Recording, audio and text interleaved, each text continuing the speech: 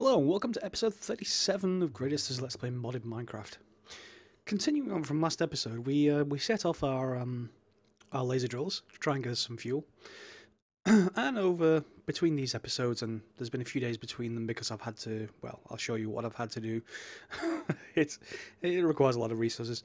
So between the episodes, I did a few tests, and those three yellow focuses, not cutting it. They produce something like 25 ores worth, which is 50 ingots, and 55-ish after allowing for the bonuses from sag mills. Given that I put 256 in, that's not very good at all. So went up to 6 yellow foci, and yeah, I mean that doubled it. So I got about 47 ores worth, and that's like 94 ingots, and then an extra 10%. 103. That's still less than half. There's something else to mention there. I'll come on to it about the waste. So this is just fuel back that I'm getting from the output. So they weren't very good. So I moved on to lime focuses, and lime focuses worked reasonably well. I mean, they're probably the best that I could do. And even so, I didn't get enough back. I got, I don't know, maybe around a stack of ores. And from a stack of ores, that's 2 stacks of ingots, obviously, with a bit extra for the sag mill. And obviously that's still only just over half back without counting waste. We'll come back to waste in a minute.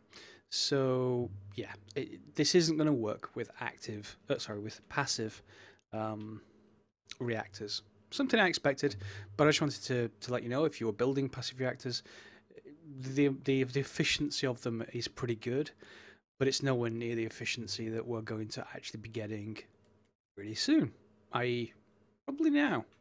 So I'm going to explain the next stage of big reactors, advanced big reactors, or actively cooled big reactors. If you imagine that our big reactors as they are, if I go downstairs,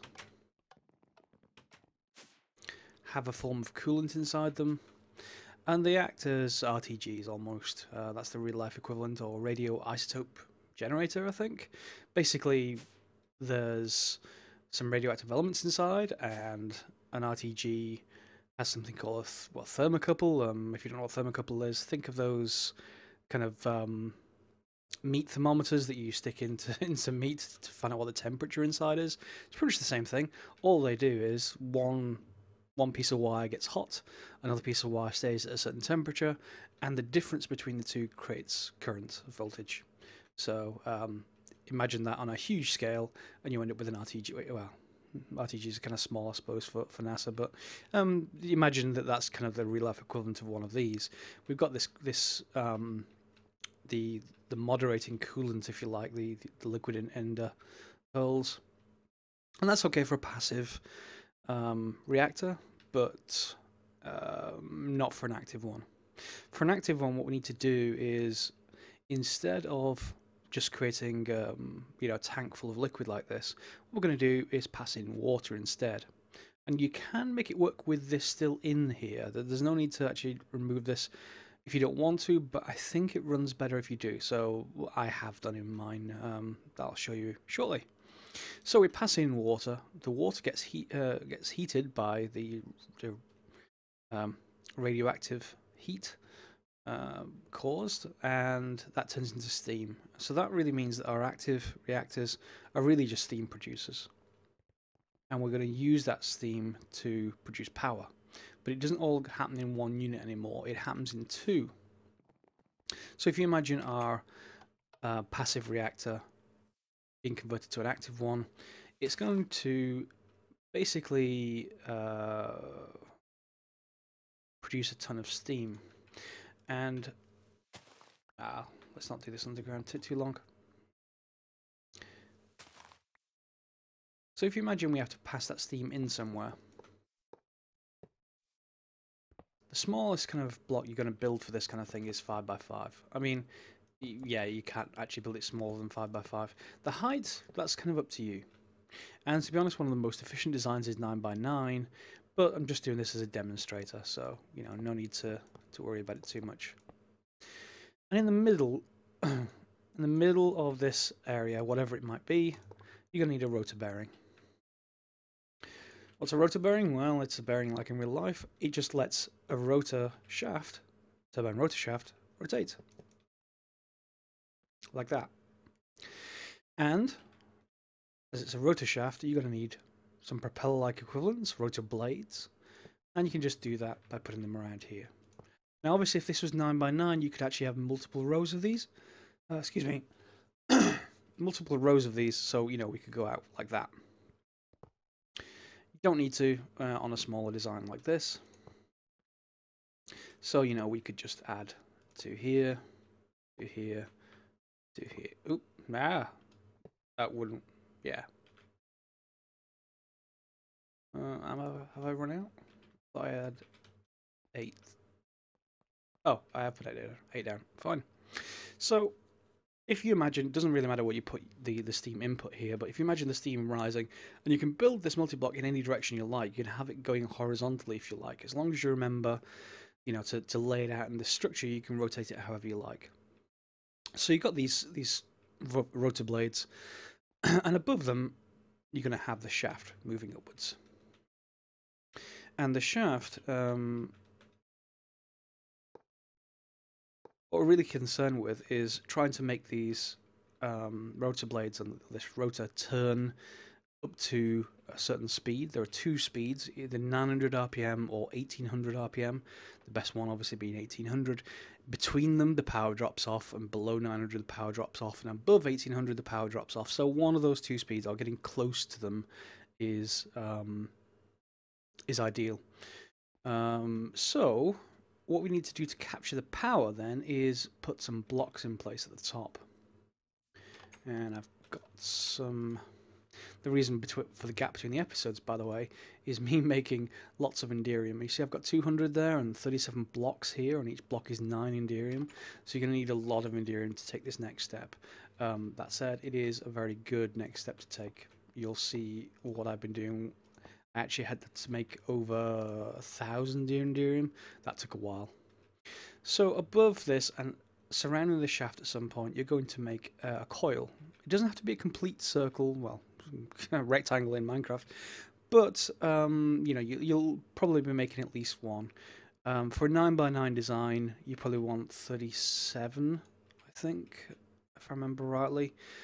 For a 5x5 by 26, which is one of my other designs, it's got a different metal than Enderium, but I would need 32. So what you kind of have to do with this is play with the amount of Enderium that you use, or the amount of other metals that you use, in order to get things spinning at the right speed to produce all that power. And then once you've built the rest of your reactor, you just fill in the actual housing, just like you did with passive reactors. You would have, you know, a housing like this.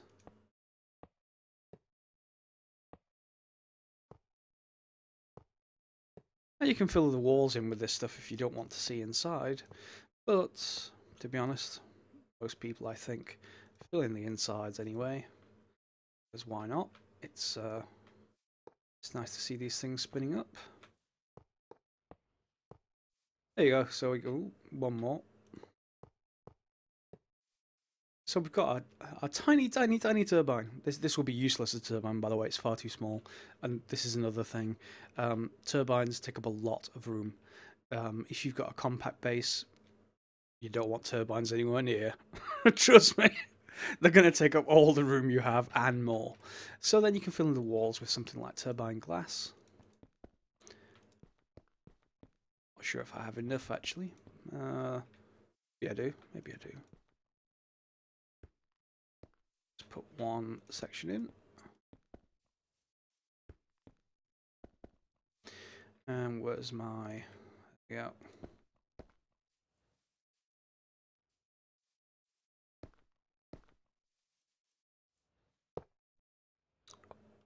Wrong one.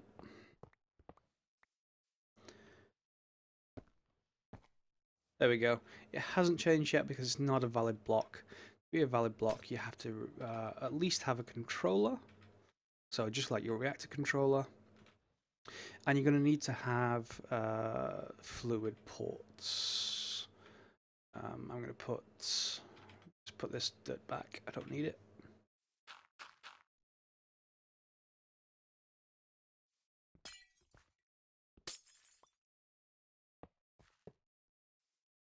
What does it say I need? Block is not valid. Oh, hang on, I've not put a...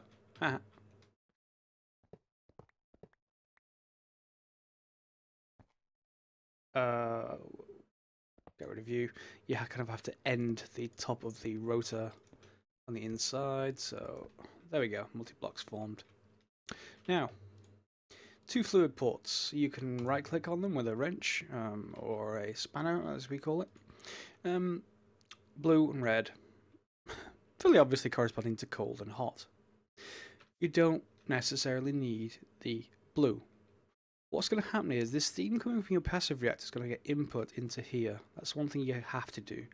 And the way you typically do that, the best way to do this, you don't want to try anything else, is to use transfer pipes. So let's say we had, you know, our output below us here, we'd have transport pipes, transport for nodes with transport pipes, and inside here we'd put speed upgrades, probably a couple of stacks. Sorry, you don't need the world interaction upgrade. Similarly, to feed your passive reactor, you do the same thing but with water below it, 3 block of water, and you would use world interaction upgrades and probably a full stack there as well. These are the fastest way to get water and steam into these multi-blocks, and you don't want anything else. Anything else is going to be slower than this, except perhaps if you build your turbine so that this red fluid port is facing a red reactor coolant port. That's the other block that we'll see when I want to show you the full thing. So if you build them so they're right next to each other, you don't need all of this stuff. Whoops, forgot they don't disengage with a wrench.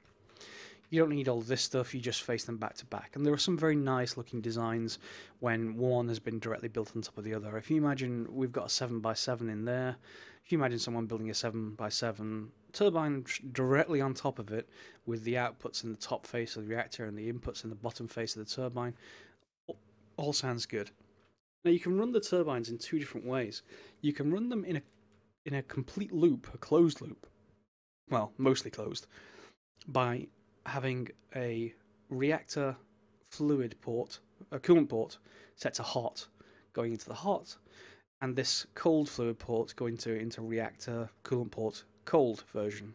They're the same as these blocks, they're just, you know, red and blue and slightly different colour background. And that will create a closed loop of water and steam. Steam will come into this, get processed, spin the blades, create power, come back out of here as water, go into the reactor, get heated up, etc. You still have to feed the reactor to begin with lots of water, but once it's going, you could remove that. I don't bother personally. I just say, look, water generation is free. I don't want the hassle of setting this up as a closed loop. I just want the hot. And inside the reactor, you need to set this vent setting. So by default, it's on overflow only, so that excess fluids will be dumped out of the cold port. You set it to this, all exhaust, and it dumps everything. So this one is, I'm not creating a closed loop, this one is anything more than my internal tanks can take, delete. But anything that's in the internal tanks, this is the steam tank and this is the water tank, will flow back out of that cold port, if it can do. And then you can set it to closed, and then you might slow the reactor down. Yeah, so you have to make sure if you do that, that is kind of the ultimate closed loop setting, but you have to be able to move the fluid fast enough in that case. As you can see with the rest of the interface, it looks very similar to your reactor one. You have disengaged coils and engaged coils. They are... there is independent controls. If you turn on the reactor down, the turbine down here, everything will start working. These will start spinning up, the blades, and if this is set to engage coils, it will start producing power. However, if you disengage the coils, it will start spinning up faster and faster without producing power. Engaging the coils slows that down, slows that process down. So if you wanted to bring up the turbine to speed and you didn't care about the fuel at all, or the power, you would probably leave the coils disengaged while it spun up. And then once it got to the right speed, you know, it's all happy and you can engage the coils.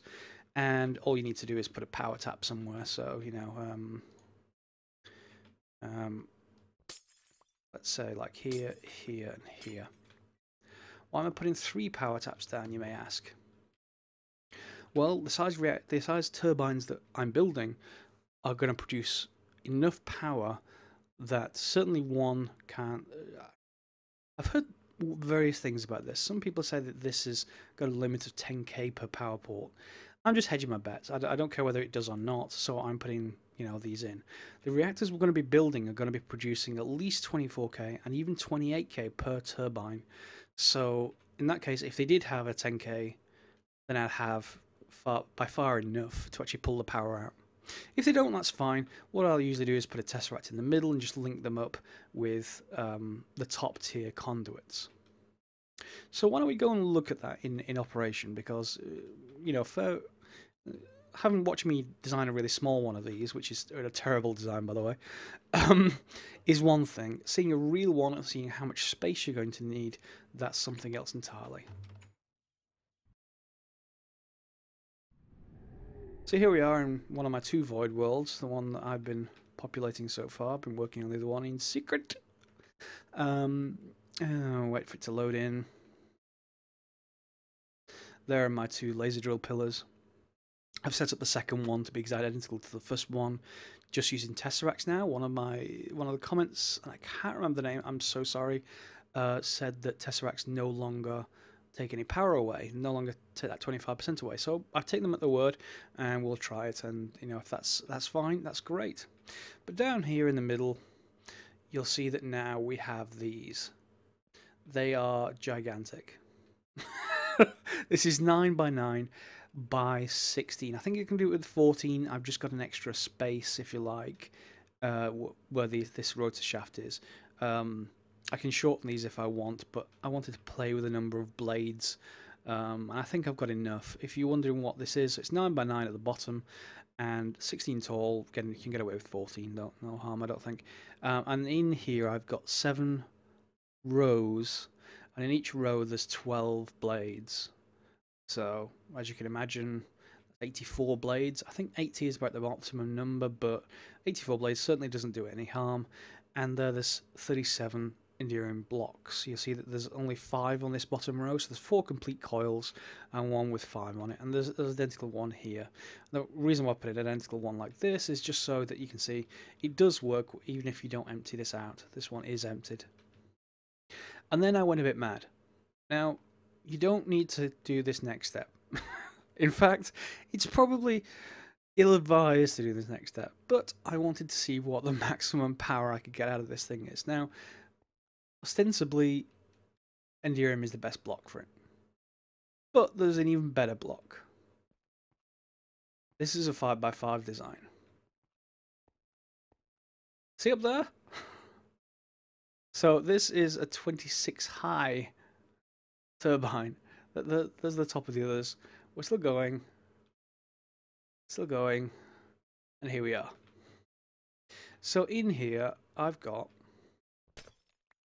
Ludicrite, as in ludicrous speed, Spaceball reference has to be made, and Ludicrite is the absolute best block. However, it is very, very expensive. In order to make a Ludicrite block, you have to use up 2 Endurium blocks. So if you thought 9 Endurium to make 1 block was expensive when you need 37 of them, now imagine that you have 32 of them. That's how many there are here, 4 complete rings. So that's 64 Endurium blocks versus 37. And out of this, you get an extra 4k RF per tick. So it's definitely not worth it in terms of cost. However, in terms of space saving, if you like, I can build this directly on top of the other reactors, and if you like, I only have to pay that cost once. It's not an ongoing cost with fuel or anything. Then I'm happy with it. You choose whichever one that you prefer, by all means. And this one, there's obviously only 4 per row, but there is God, I haven't even counted them. There's 4 rows there, so 26, that's 24. Hang on. 4 complete coils, 22, 21, 20.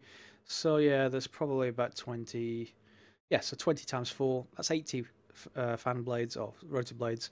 So we've got exactly the same as we've got in those in terms of the ability to capture steam. That's what the blades do. So if we go and look at the interface here, identical as the one that we have in our base, you'll see this thing down at the bottom, flow rate governor. Generally just leave that alone. What you're trying to do here is, well, the maximum that a turbine can take in terms of steam is 2 buckets per tick, or 2,000 millibuckets per tick. That amount is what you're trying to optimize for. You can supply it with less, but it'll produce less power. If you try to supply it with more, it won't get used. So in theory, you can use these to supply more than one turbine.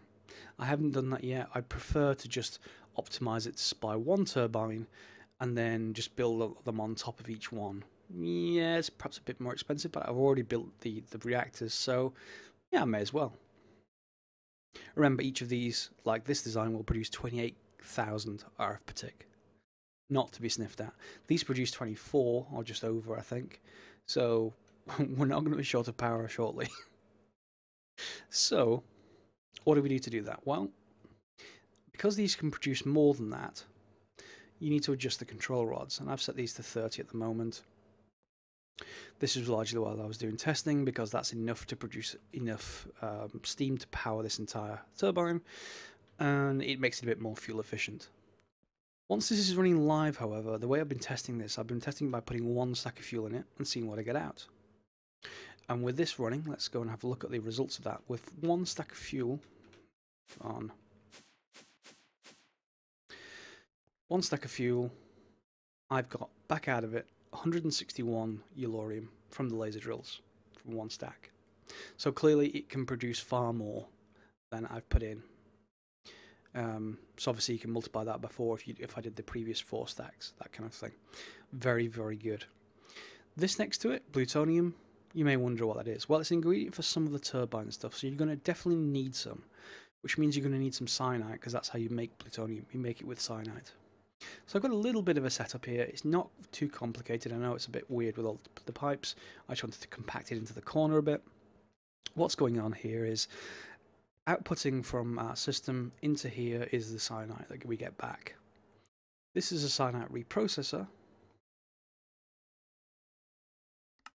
Needs a bit of power and some water, but you see all the rest of it is pretty standard ingredients. The water's coming from the back, and I've got world interaction upgrades and speed upgrades. It's probably not going to need anywhere near this amount, but I had loads of these upgrades available, so I thought, yeah, I may as well use them. And similarly, you can choose which side is which. Blue obviously corresponds to the water, red is the waste, green is the plutonium. And on the other side, it outputs into this chest, which is my input to this system in the first place, so I don't need an extra bus just to save a bit of material cost. That's the import to the system. Fine. What happens then is, when I get the ores on this storage bus, and it's a storage bus because I can use the inverter card, that's my only reason. What that does is, it says store everything but this in whatever is connected. But typically when you whitelist stuff by this, it only stores those things in that block, in that chest or whatever.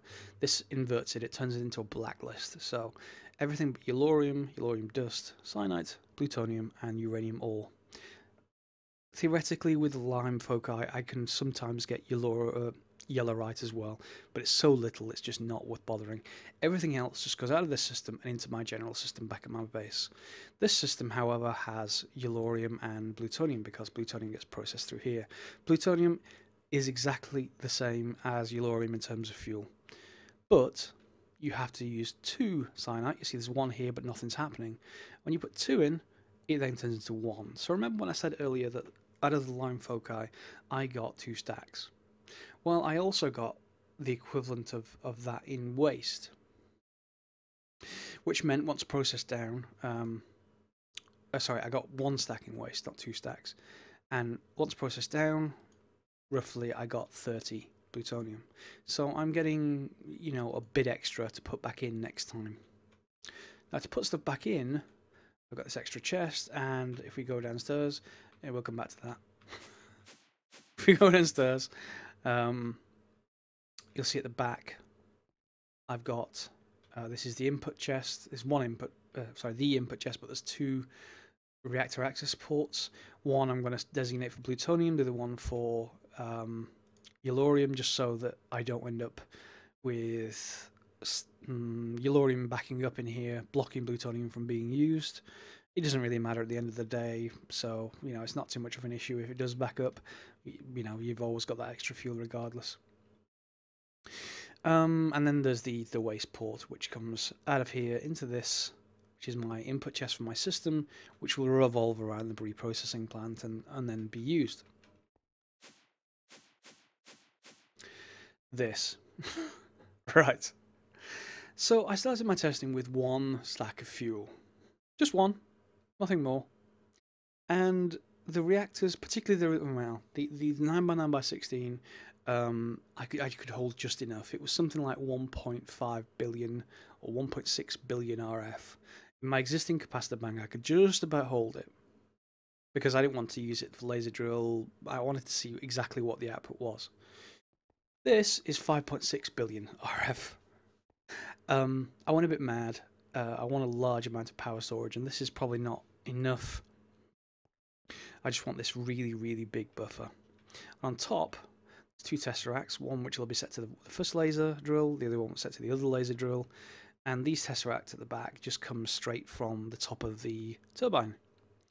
You need 3 connections from each just to be able to, basically, because these pipes can only handle 20k RF per tick.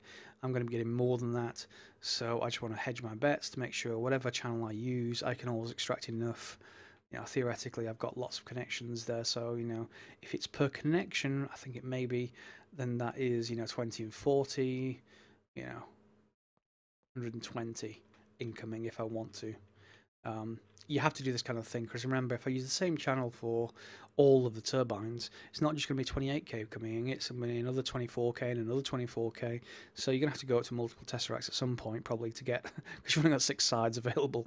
So in the meantime, you know, I've just set this up, so I've got enough coming through. If you ever see this in or out locking at 20k or 40k, it's probably, well, locking at 20k, it's probably because you don't have enough connections. Just go and check your connections to the turbines, make sure you've got enough power ports, make sure that those you're not using lower capacity conduits, all that kind of stuff, and eventually you'll see more. To test it, you can just go and look at the GUI for the turbine, and it will show you how much it actually should be producing, so you can check against that. Output, of course, when it says out, if you're not producing power at the time, each of our lasers will take out 20k RF per tick. So 2 of them running 40k. So even my most power producing, God, that's bad English, turbine can't keep up with 2 laser drills. But it certainly can keep up with 1 and continuing to beef this up. So why don't we turn it on and connect the system up, and let's see if we can make everything happen. Because although I've been testing with a single stack is still inefficient, and let's show you why. You see down here, there's these gauges, the rotor speed and the power, obviously. The rotor takes a long time to spin up, and it only produces maximum power once it's spun up, but by that point you've used a fair amount of fuel. So ideally you want to keep these spinning or active. There are computer craft programs that will do this. Very good episode to watch is Direwolf20's recent one. He's got a computer craft program that will manage 1 reactor and 1 turbine, and it makes sure it stays at that optimum speed. And there's a whole computer craft episode on that kind of thing that he's got. If I'm going to do something with computer craft, and I'm not decided yet, I'm going to have to manage more than 1 reactor. I can't have it just with 1 reactor and 1. I suppose I could have 1 computer in front of each one, but so yeah, I'll have a look into it. But do watch the episode from him if you're interested in that kind of thing. So let's hook this up, and instead of going with just 1 stack of fuel now, we're just going to continually supply it, and we're going to see what we get out of it, and then hook up the laser drills. So let's go and get some. Let's go and get an export bus.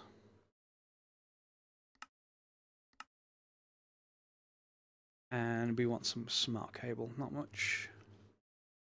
Do. Just throw it on the ground. Yeah, why not? We are. So if I just use this, and we're going to say we need a capacity card, don't I? Well, let's just start with the Yellorium. I'll put the other one in off camera. Shouldn't matter too much. And I need to connect up.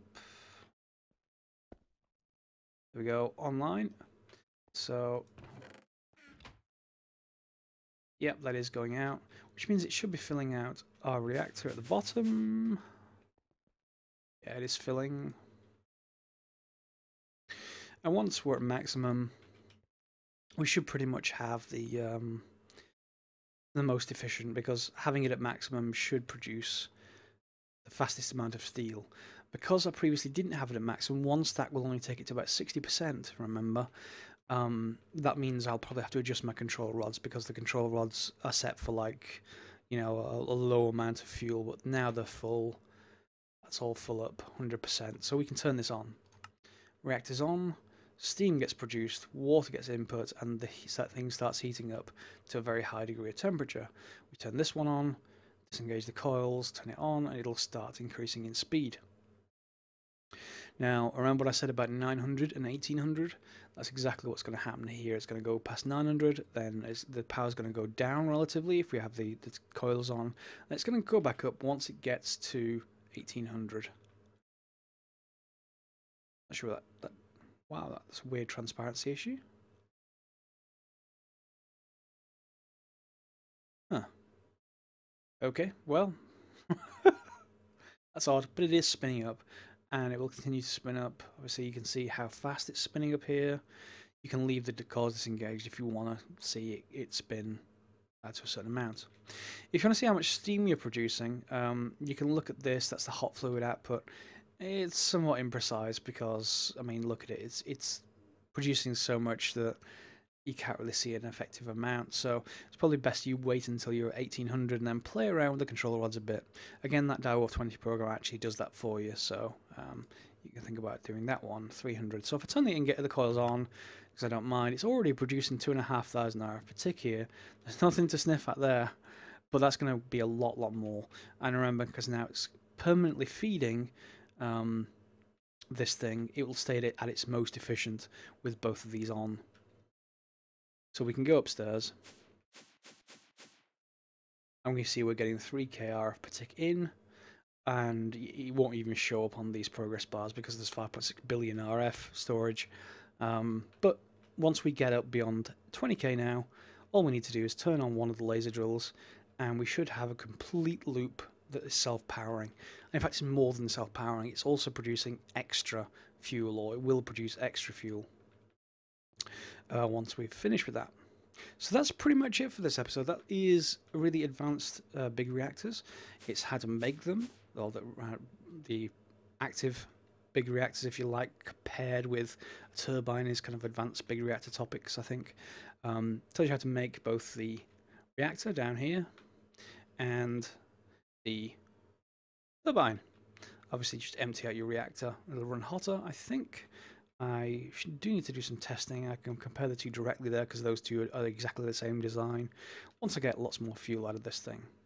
So the idea here has been to get rid of the need for our auto miner or our chunk miner or world eater, whatever you want to call the thing, in order to produce fuel for us. Not too concerned about using the lasers for much else just yet, but I do want the power, and I don't want to have to keep running that thing for power. So this is pretty much self-powering now. As you can see, this is the steam port. It's just underneath there. Reactor coolant port. And I've got 2 speed upgrades. And below here, if I drop down, second,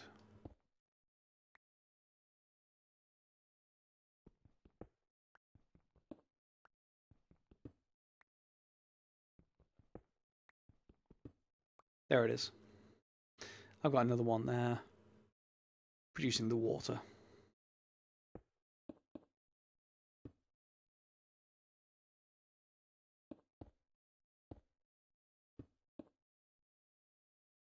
How much are we up to now?